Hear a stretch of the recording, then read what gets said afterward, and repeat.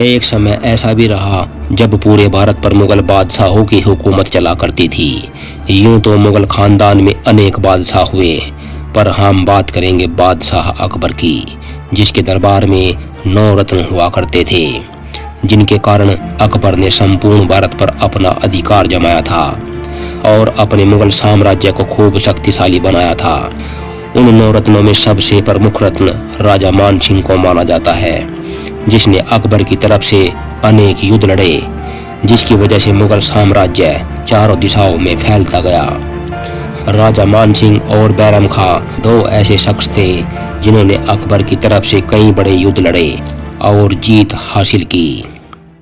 नमस्कार, आप देख रहे हैं देश और दुनिया, और आज की इस वीडियो में आप जानोगे अकबर के सबसे भरोसेमंद सेनापति राजा मान सिंह के बारे में, जिन्होंने मुगल साम्राज्य को शक्तिशाली बनाने में अपनी पूरी ताकत लगा दी। बस आप बने रहिए वीडियो के अंत तक। आमेर के राजा मान सिंह का जन्म सन 1540 ईस्वी में हुआ था। इनके पिता का नाम राजा भगवंत दास था, जो आमेर के राजा हुआ करते थे। बात उस समय की है जब मुगल साम्राज्य की कमान बादशाह अकबर के हाथ में थी। उस वक्त राजस्थान के कई रियासतों में आपस में मतभेद चल रहे थे, जिसका फायदा उठाकर अकबर अपना साम्राज्य बढ़ा रहे थे। अकबर अपनी नीति के अनुसार किसी भी राजा के पास सबसे पहले मित्रता के लिए हाथ बढ़ाते थे। अगर वह मान जाता था तो सब कुछ ठीक, अगर वह नहीं मानता था तो वह युद्ध करके उस राज्य को अपने साम्राज्य में मिला लेते थे। उसके बाद वह अपने लोगों को उस राज्य की देखभाल सौंप देते थे। राजा भगवंत दास ने कई बड़े युद्धों में अकबर का साथ दिया। अकबर ने हिंदू राजाओं को अपनी ओर करने के लिए भगवंत दास की बहन जोधाबाई से शादी की। जब जोधाबाई की शादी अकबर के साथ हुई, उस वक्त मान सिंह छोटे थे, लेकिन वह बचपन से ही साहसी और तलवारबाजी में निपुण थे। जब शादी के बाद जोधाबाई आमेर आई तो भगवंत दास ने मान सिंह को जोधाबाई के साथ भेज दिया, और तभी से मान सिंह अकबर के दरबार में आ गए। धीरे धीरे मान सिंह अपने साहस और तलवारबाजी में कुशलता के कारण अकबर के दरबार में 9 रत्नों में से एक बन गए। अकबर के शासनकाल में सबसे पहले मान सिंह के पिता भगवंत दास को पंजाब की सूबेदारी दी और कुंवर मान सिंह को सिंध के पास सीमांत प्रांत का शासन दिया गया। जब मान सिंह 30 वर्ष के हुए तो अकबर के सौतेले भाई मिर्जा मोहम्मद हकीम की मौत हो गई। तब मान सिंह तुरंत काबुल पहुंच गए और वहां जाकर विद्रोह और लूटपाट को रोक डाला। उसी दौरान मान सिंह को काबुल का शासक बनाया गया। उसके बाद उन्हें बिहार में कुशवाहों की जागीर सौंप दी गई।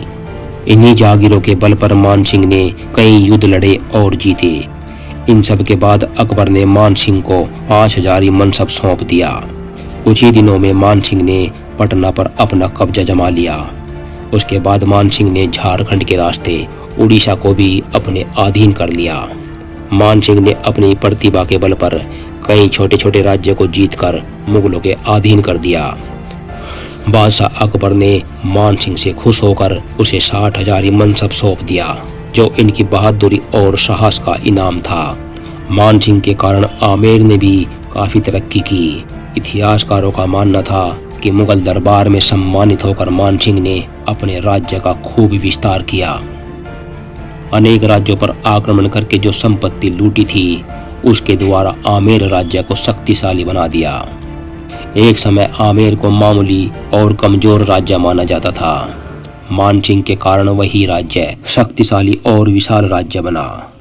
उस समय भारत में कुशवाहों को शूरवीर नहीं माना जाता था, लेकिन राजा भगवंत दास और मान सिंह ने अपने पराक्रम और बहादुरी से ये बात झूठ साबित कर दी।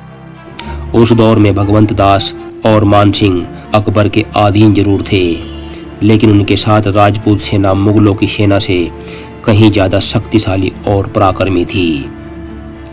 यूं तो एक तरफ अकबर मान सिंह के फूफा थे, वहीं दूसरी ओर मान सिंह महाराणा प्रताप के भी रिश्तेदार थे, लेकिन महाराणा प्रताप मुगलों से नफरत करते थे। इसीलिए वह मान सिंह को भी उसी नज़र से देखते थे।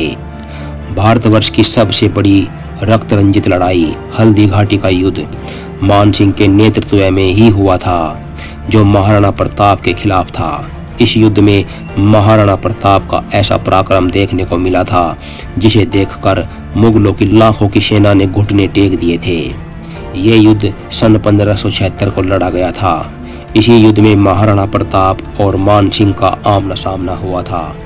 इस युद्ध में मानसिंह महाराणा प्रताप के हाथों मरते मरते बचे थे। हल्दी घाटी युद्ध में महाराणा प्रताप काफी जख्मी हो गए थे, जिस कारण महाराणा प्रताप को ये युद्ध बीच में ही छोड़ना पड़ा था।